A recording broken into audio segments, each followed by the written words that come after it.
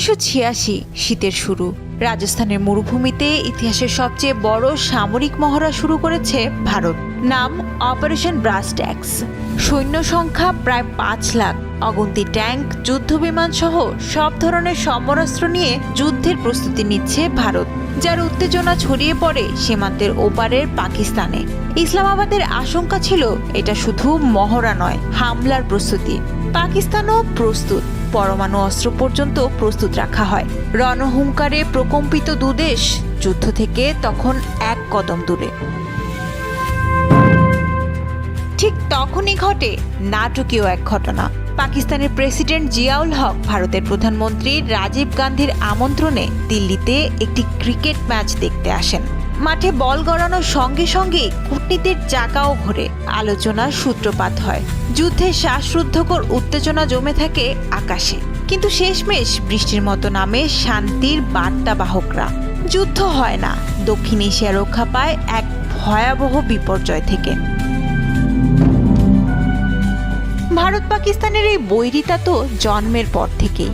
ধর্মের ভিত্তিতে ব্রিটিশদের করা বিভাজন তাদের চিরশত্রু করে দিয়ে যায়। দেশভাগের পরপরই দুদেশ কাশ্মীর নিয়ে যুদ্ধে জড়িয়ে পড়ে। 1965 ও 1971 সালে আরও দুদফা মরণপণ লড়াই করার পর ক্ষান্ত হয় দুপক্ষ। এরপর দুদেশের সম্পর্কে অবিশ্বাস আর উস্কানি থাকলেও তা যুদ্ধের পর্যায়ে গড়ায়নি। তবে যুদ্ধের উপলক্ষ তৈরি হয়েছে অনেকবার, কিন্তু যুদ্ধ হতে হতেও শেষ পর্যন্ত হয়নি। অপারেশন ব্রাস ট্যাক্সের এক যুগ পর দুদেশে অল্প দিনের ব্যবধানে পরমাণু বোমার বিস্ফোরণ ঘটালে উত্তেজনার পারদ আবার চড়তে থাকে। 1999 সালে হঠাৎ উত্তপ্ত হয়ে ওঠে কাশ্মীরের কার্গিল। বরফ ঢাকা পাহাড়ের গায়ে পাকিস্তানি সেনাদের অনুপ্রবেশে শুরু হয় সংঘাত। ভারতীয় সেনাবাহিনী যখন পাল্টা আঘাত শুরু করে, আন্তর্জাতিক মহল আশঙ্কা করেছিল এই সীমিত পরিসরের যুদ্ধ ছড়িয়ে পড়তে পারে বৃহৎ অঞ্চলে। কিন্তু সেই আশঙ্কা বাস্তব হয়নি। যুক্তরাষ্ট্রের প্রেসিডেন্ট বিল ক্লিন্টনের সঙ্গে বৈঠকে পাকিস্তানের প্রধানমন্ত্রী নওয়াজ শরীফের দেওয়া প্রতিশ্রুতিতে শান্তি ফেরে। কার্গিলের যুদ্ধ থামে বটে, তবে দুদেশের সম্পর্কে তখনও বরফ জমা। 2001 সালে এই সম্পর্ক পৌঁছায় আরেকটি ভয়াবহ অধ্যায়ে। ভারতের পার্লামেন্টে এক সন্ত্রাসী হামলার পর অপারেশন পরাক্রম শুরু করে নয়াদিল্লি। সীমান্তে মোতায়েন করা হয় প্রায় 5 লাখ সেনা। পাকিস্তানও সমান তৎপরতায় পাল্টা ব্যবস্থা নেয়। দীর্ঘ 10 মাস ধরে চলতে থাকা এই অচলাবস্থায় দুদেশের সেনারা পরস্পরের চোখে চোখ রেখে দাঁড়িয়ে থাকে। শেষ পর্যন্ত বিশ্বশক্তিগুলোর চাপ, বিশেষ করে রাশিয়া ও আমেরিকার সক্রিয় মধ্যস্থতায় যুদ্ধের ভয়াবহতা থেকে বাঁচে দক্ষিণ এশিয়া। দুই দেশের সেনারা ধীরে ধীরে পিছু হটে। পরবর্তী বড় ঘটনা 2016 সালে 18 সেপ্টেম্বর জম্মু কাশ্মীরের উরিতে ভারতীয় সেনা ঘাঁটিতে সন্ত্রাসী হামলার ঘটনায় ভারতের 19 জন সেনা নিহত হন। ভারত দায়ী করে পাকিস্তান ভিত্তিক জঙ্গি গোষ্ঠী জৈশ-ই-মোহাম্মদকে। 10 দিন পর সার্জিক্যাল স্ট্রাইক পরিচালনা করেন নিয়ন্ত্রণ রেখার ওপারে। কমান্ডো বাহিনী জঙ্গিদের ঘাঁটি ধ্বংসের দাবি করে। উত্তেজনা পৌঁছে যায় চরমে। পাকিস্তান অভিযোগ অস্বীকার করে আন্তর্জাতিকভাবে ভারতের বিরুদ্ধে সরব হয়। শেষ পর্যন্ত দুদেশই যুদ্ধের বদলে কূটনৈতিক লড়াইকেই গুরুত্ব দেয়। আগুন জ্বললেও সেটি ছড়ায়নি। 2019 সালের পুলওয়ামা হামলা ছিল আরেকটি বড় পরীক্ষা। ওই বছর ফেব্রুয়ারিতে কাশ্মীরের পুলওয়ামায় আত্মঘাতী হামলায় 40 জনের বেশি সিআরপিএফ সদস্য নিহত হন।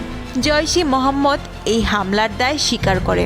এর প্রতিক্রিয়ায় ভারতীয় বিমান বাহিনী নিয়ন্ত্রণ রেখার ওপারে বালাকোটে হামলা চালায়। 1971 সালের পর প্রথমবার নিয়ন্ত্রণ রেখা পেরিয়ে বিমান হামলা।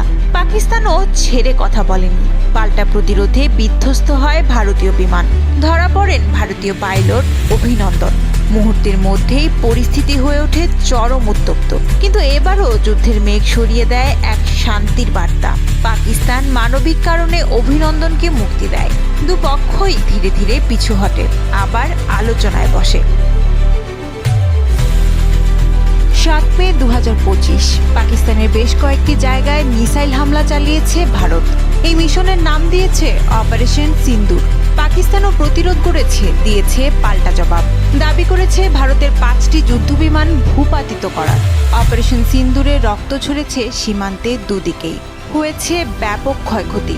আন্তর্জাতিক প্রতিক্রিয়াও এসেছে। সব দিক থেকে তাগিদ আসছে সংযত হবার। Yes, they've been fighting for a long time. They've been fighting for many decades and centuries, actually, if you really think about it. No, I just hope it ends very quickly. গত মাসে কাশ্মীরের পেহেলগামে সন্ত্রাসী হামলায় 26 জন নিহত হবার পর থেকেই আশঙ্কা করা হচ্ছিল আবার সংঘাতে জড়াবে চিরবৈরী দুদেশ। শেষ পর্যন্ত সেই আশঙ্কাই সত্যি হলো। এখন সংঘর্ষটা এখানেই থামবে নাকি ক্ষোভের আগুনে সর্বাত্মক যুদ্ধের রূপ নেবে তা নিয়ে চিন্তিত গোটা দক্ষিণ এশিয়া। তবে ইতিহাস বলে এমন উত্তেজনার পরও যুদ্ধ বাড়তেও থেমে গেছে বারবার।